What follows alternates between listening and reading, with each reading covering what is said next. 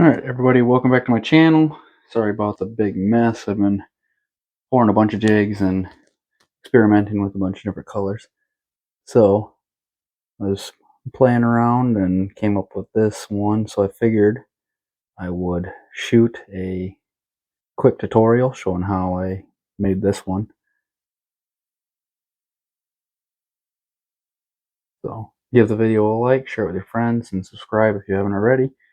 Alright, let's get to it. We'll make this jig. That's a 1/2 ounce poison tail jig. A lot of you know I use a lot of those with the 3/0 hook,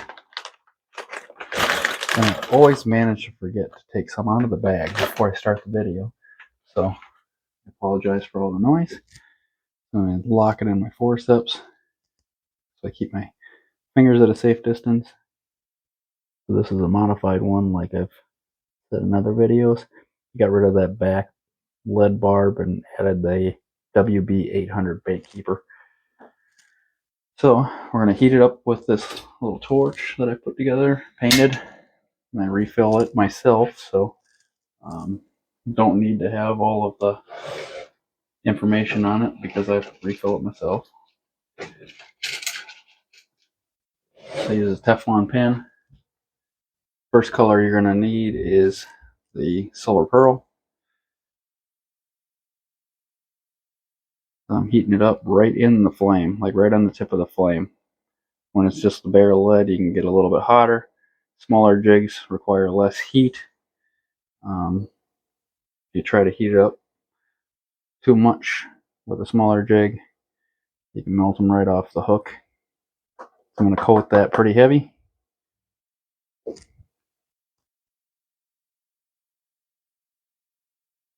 Alright. Let that sit for a minute. And then once it's cooled down a little bit, well, not a minute, a couple seconds, cool down a little bit. This is still pretty warm back here, so you can burn yourself, so be very careful. Take this, tweezers, just remove that. You take this tool here, very carefully grab it on both sides of the hook, eye, and pull it right off of there. Remove most of it. I just like trying to keep that eye clear for the line tie. As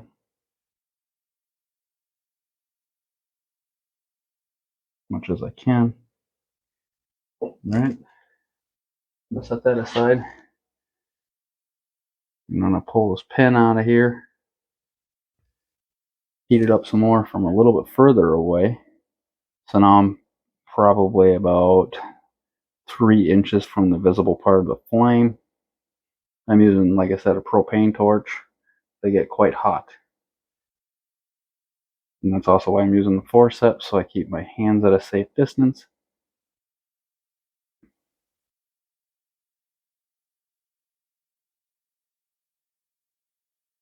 You don't have to get it real smooth out and all ready yet, because we're going to be putting other colors in there.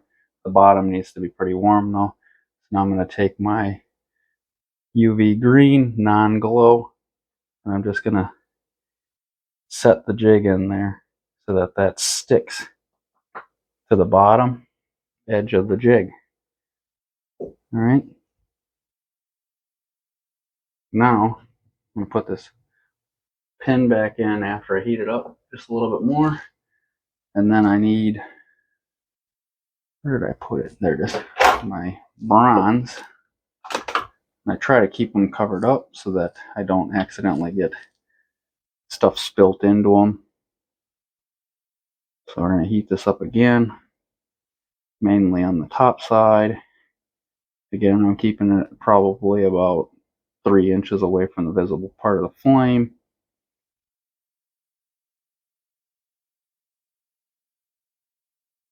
I'm going to quickly put my pin back in there, and then I'm just going to sprinkle in some of the bronze, trying to coat mainly the top part of the jig. A little bit goes into that silver pearl. It's fine. I think it looks good when it's kind of spread throughout. I don't like removing the pin while the paint's still hot because you can pull paint away from that hole and leave exposed lead.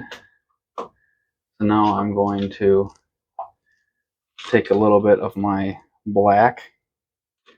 These videos take a little bit longer if you're just doing it yourself real quick. Obviously explaining what's going on takes a little bit of time, and also kind of takes the focus away from just doing the task. So I'm going to get this warm kind of on both sides, because now I want to just sprinkle in a little bit of that black. And you can put it down by the flame, just move it real quick. You can kind of get it to get hot faster. And I'm just going to sprinkle it. I'm going to sprinkle it on the bottom like I did with the other one and everything throughout. Kind of give it that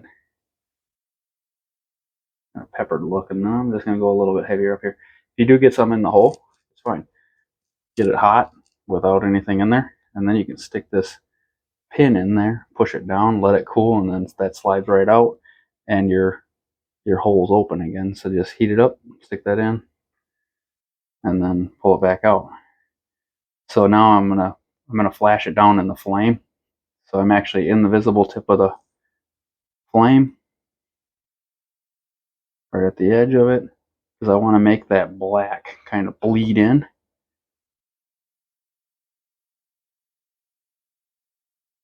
You can see it's kind of bleeding in.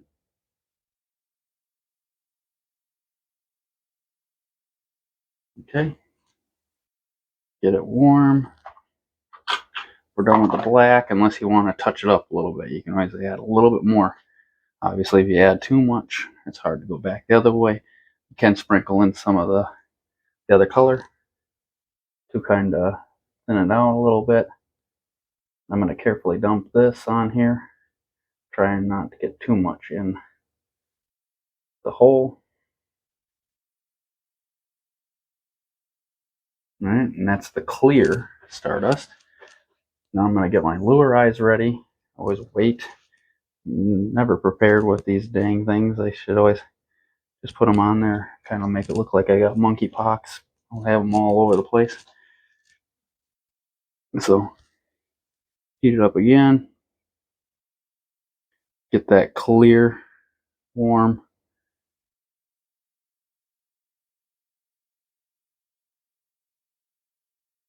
And then you can flash it too.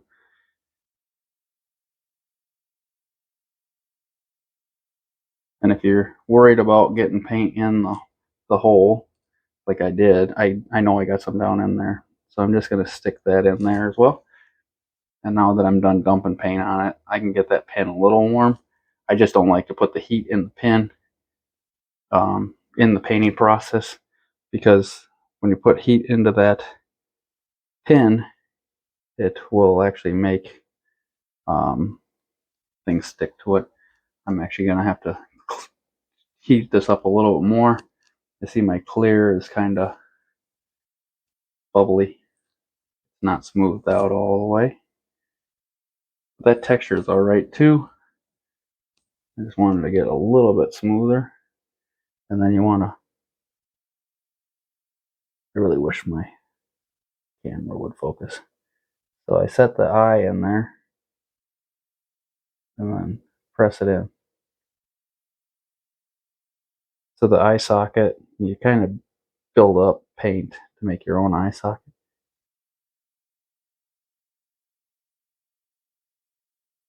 You push that in, and that paint rolls around the edge of the eye.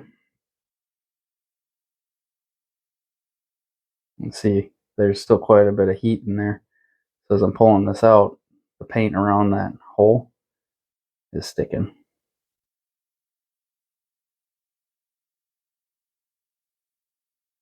Alright, so I'm going to kind of carefully pull it out of there.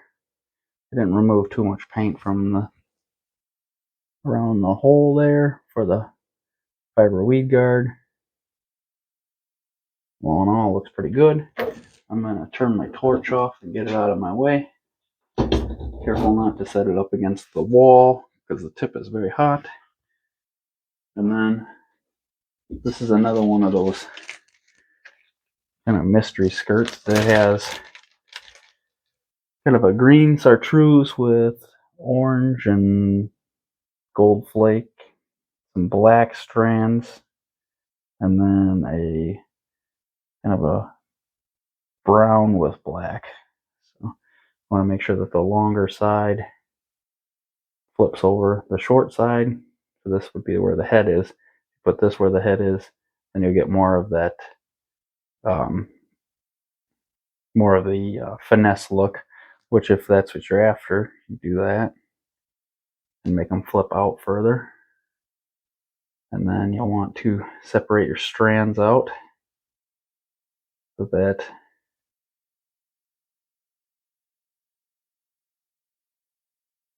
there.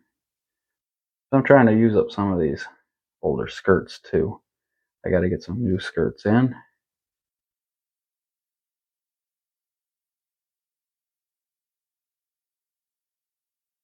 And this one's kind of stiff right where that rubber band was. So you want to make sure that the paint and everything's cooled down. And this is still a little tacky, but they're right.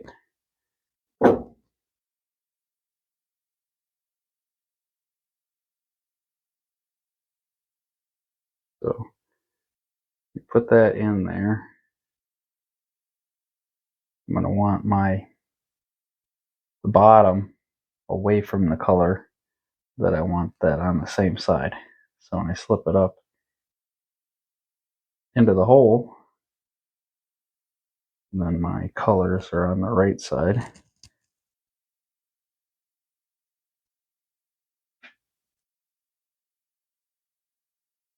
It must be one getting them to roll up over that. Like I said, these skirts are pretty old, so they're kind of stuck together where the band was. And you can rotate them around, kind of pull the strands a little bit and get them positioned to where you want them.